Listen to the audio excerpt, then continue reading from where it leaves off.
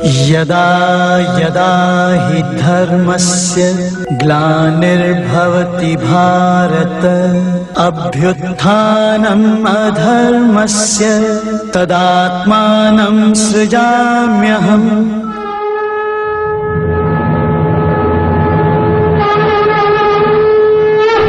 भगवद गीता हम सभी जानते हैं कि यह ज्ञान का खजाना है, पर अधिकतर भारतवासी इसके महत्व को नहीं समझते। भारत में लोग भगवद गीता को एक धार्मिक किताब समझते हैं और इसीलिए वो ये सोचते हैं कि उसमें बस भगवान और उनकी ही बातें लिखी होगी, लेकिन ऐसा बिल्कुल नहीं है। आपको जानकर ये यकीन नहीं होगा कि गीता में वो बातें पहले से लिखी हुई है जो आज साइंटिस्ट रिसर्च कर रहे हैं। कई ऐसी घटनाओं का जिक्र है जिसे आज घटते देख यकीन नहीं होता है। आज वीडियो में हम आपको गीता के अननोन फैक्ट्स आपको बताएंगे, पर मुझे यकीन है कि इन फैक्ट्स में से अधिकतर फैक्ट्स आपको पता ही नहीं होगा। पर वीडियो को पूरा देखने के बाद शायद आप समझ जाएंगे कि असली ज्ञान का खजाना कहाँ है। आमतौर पर यह माना जाता है कि भगवद गीता श्री कृष्ण और पांडव राजकुमार अर्जुन के बीच एक संवाद था, लेकिन क्या आप आश्वस्त हैं कि केवल ये दो ही शामिल थे? अर्जुन अकेले नहीं थे जिन्हें गीता का ज्ञान सीखने को मिला। भगवान हनुमान, संजय और बर्बरीक को भी गीता का व्यापक ज्ञान प्राप्त करने का अवसर मिला था।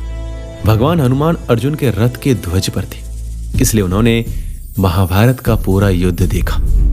राजा धृतराष्ट्र के सेवक संजय को महामुनि वेद व्यास ने अंधे राजा को शक्तिशाली युद्ध की कार्यवाही सुनाने के लिए दिव्य दृष्टि का वरदान दिया था। और अंत में घटोत्कच का पुत्र बर्बरीक भी एक पहाड़ी की चोटी से महान युद्ध की निगरानी कर रहा था, जिसके परिणाम स्वरूप उसे कृष्ण की परम शिक्षा भी प्राप्त हुई। आपको लगता है कि गीता सिर्फ भारत में पढ़ा जाता है, पर आपको जानकर यह यकीन नहीं होगा कि भगवद गीता का पहला अंग्रेजी संस्करण सन 1785 में चार्ल्स विल्किंस द्वारा लंदन इंग्लैंड में किया गया था, आज से तकरीबन 250 साल पहले। अब आप खुद ही सोचिए कि अंग्रेजों को हमारी गीता का अंग्रेजी संस्करण करने की क्या जरूरत पड़ गई, क्योंकि उन्हें पता था कि यह ज्ञान का खजाना है, सब कुछ गीता में ही है। दुनिया की सबसे बड़ी और भारी श्रीमद् भगवद गीता की बात करें तो ये इटली के मिलान शहर में बनी है। इसका वजन 800 किलो है। संस्कृत भाषा में तैयार इस किताब में कुल 670 पेज है। इसे बनाने में करीब 2.5 साल का लंबा वक्त लगा है। यह इतना भारी है कि इसके एक पन्ने को ही पलटने के लिए 4 लोगों की जरूरत होती है। इसे बनाने में तकरीबन 1.5 करोड़ रुपए खर्च हुए हैं।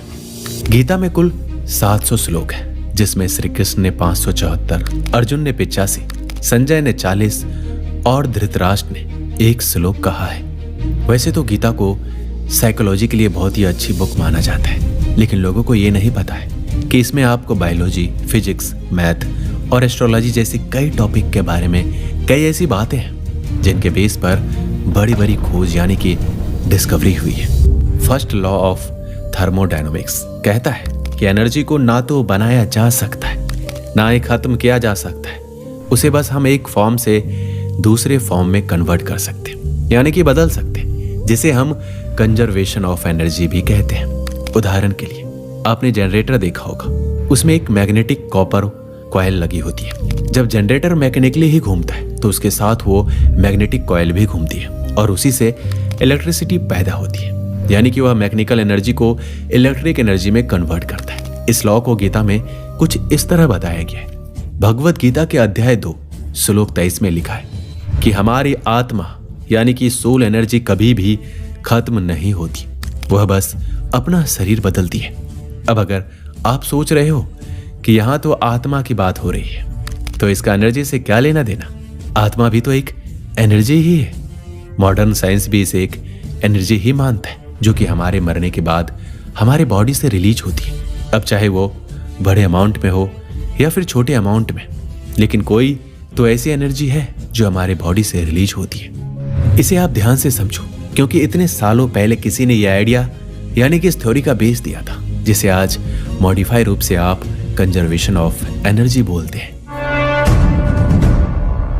मेडिटेशन। चाइना और जापान के कुछ ऐसे मेडिटेशन टेक्निक्स हैं जिससे हम अपने सबकॉन्शियस माइंड को कंट्रोल कर सकते हैं, या फिर हम इसे डेली रूटीन में प्रयोग करके अपना स्ट्रेस यानी कि तनाव, गुस्सा, फोकस ना रहने की प्रॉब्लम को दूर कर सकते हैं और अपने पीस ऑफ माइंड यानी कि अपने मन को शांत करके अपनी प्रॉब्लम का सॉल्यूशन ढूंढ सकते हैं।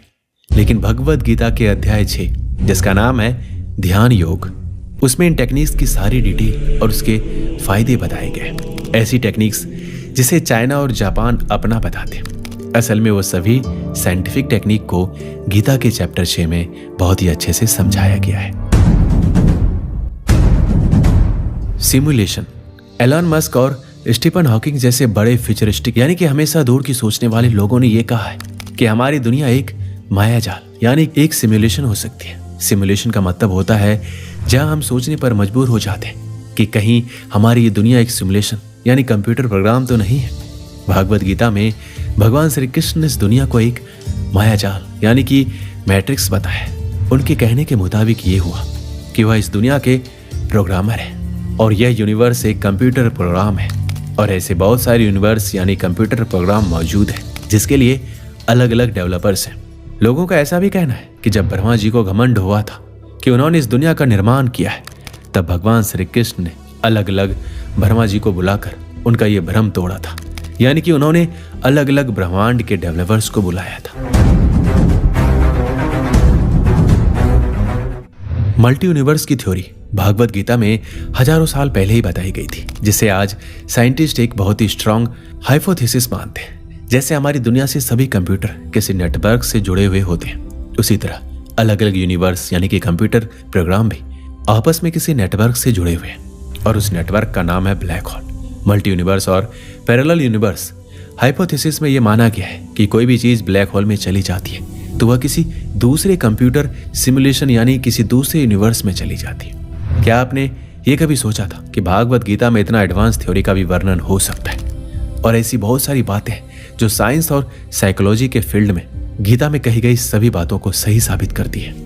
आपको शायद ये पता नहीं होगा कि भगवत गीता सिर्फ हिंदी में नहीं बल्कि इंग्लिश, जापानी, चाइनीज, जर्मन और बहुत सारे लैंग्वेज में पब्लिश हो चुकी है और हमें इस बात पर गर्व होना चाहिए कि हमारे पास एक ऐसे ज्ञान का भंडार है जिसे पूरी दुनिया जानना चाहती है। इस वीडियो में मैंने आपको गीता और साइंस के बीच के रिलेशन का 0.1% भी नहीं बताया है। गीता में बहुत सारी बातें लिखी है जो आज साइंस ने साबित की है। अब हम आपको बताते हैं कि साइंटिस्ट गीता के बारे में क्या कहते हैं। अल्बर्ट आइंस्टीन भगवत गीता के माध्यम से भगवान श्री कृष्ण द्वारा दिए गए उपदेशों से बहुत प्रभावित थी। उन्होंने कहा कि जब मैंने भगवत गीता को पढ़ा तो मुझे पता चला कि ईश्वर ने कैसे दुनिया को बनाया है और मुझे यह अनुभव हुआ कि प्रकृति ने हर वस्तु कितनी प्रचुरता में प्रदान की है।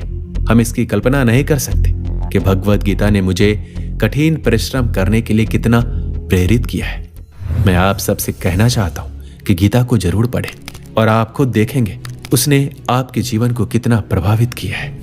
अमेरिका के भौतिक वैज्ञानिक जे रॉबर्ट ओपेनहाइमर को परमाणु बम का जनक कहा जाता है। वह द्वितीय विश्व युद्ध के दौरान जापान में हिरोशिमा और नागासाकी पर किए गए परमाणु हमले में शामिल थे। परमाणु हमले के बाद उन्होंने भगवत गीता का उल्लेख करते हुए कहा था कि उन्हें उस वक्त भगवान श्री कृष्ण द्वारा अर्जुन को दिया गया उपदेश याद आया, जब वो अर्जुन से कहते हैं कि तुम केवल अपना कर्तव्य निभाओ, मैं अब मृत्यु हूं और दुनिया को खत्म करने वाला बन गया हूं। बाद में ओपेनहाइमर ने कहा भगवत गीता ने उनके जीवन में सबसे ज्यादा प्रभाव डाला है। ओपेनहाइमर ने परमाणु विस्फोट के प्रयोग की सफलता के बाद गीता के इस श्लोक का भी उल्लेख किया था, मैं लोगों का नाश करने वाला बढ़ा हुआ महाकाल हूं, इस समय इन लोगों को नष्ट करने के लिए प्रवृत्त हुआ, इसलिए जो प्रतिपक्षियों की सेना में स्थित योद्धा लोग हैं वो सब तेरे बिना नहीं रहेंगे, अर्थात तेरे युद्ध ना करने पर भी सबका नाश हो जाएगा। वो सब तेरे बिना भी नहीं रहेंगे, अर्थात तेरे युद्ध ना करने पर भी इन सबका नाश हो जाएगा। सुनीता विलियम्स एक अमेरिकी अंतरिक्ष वैज्ञानिक और नौसेना अधिकारी थे। उनके पास किसी महिला द्वारा अंतरिक्ष में सबसे ज्यादा वक्त तक चलने का रिकॉर्ड है। उन्होंने 50 घंटे और 40 मिनट अंतरिक्ष में चलने का रिकॉर्ड बनाया था। वह अंतर्राष्ट्रीय अंतरिक्ष स्टेशन के 14वें और 15वें मिशन की सदस्य भी थी। इसके अलावा वह 2012 में मिशन 32 की फ्लाइट इंजीनियर और मिशन 33 की कमांडर भी रह चुकी है। जब वो अंतरिक्ष मिशन के लिए जा रही थी तो उस वक्त अपने साथ भगवान गणेश की मूर्ति और भगवत गीता लेकर गई थी। उस वक्त उनसे जब ये पूछा गया कि वह अंतरिक्ष में क्यों गीता और भगवान गणेश की मूर्ति लेकर गई थी, उस वक्त उन्होंने जवाब दिया, ये आध्यात्मिक चीजें हैं जो अपने आप को, जीवन को, आसपास की दुनिया को प्रतिबिंबित करने और चीजों को दूसरे तरीके से देखने के लिए है। मुझे लगा कि ये ऐसे समय में काफी उपयुक्त है। उन्होंने इसके अलावा ये भी कहा कि गीता के जरिए उन चीजों को समझने में मदद मिली है जो वो कर रही है। उसे करने का कारण क्या है, साथ ही मुझे अपने जीवन का उद्देश्य समझने में मदद मिलेगी। इसके अलावा मुझे अपने आप को जमीन से जुड़े रहने का भी सबक मिला है। भगवत गीता हमारे पास है और हम इसका फायदा कभी नहीं उठाते हैं, बाकी पूरी दुनिया उठा रही है। दोस्तों, अगर आपने अभी तक भगवत गीता नहीं पढ़ा है, आपके जीवन में मुश्किल है, आप कोई लक्ष्य प्राप्त करना चाहते हैं, किसी सोच में हैं, तो आप भगवत गीता को अवश्य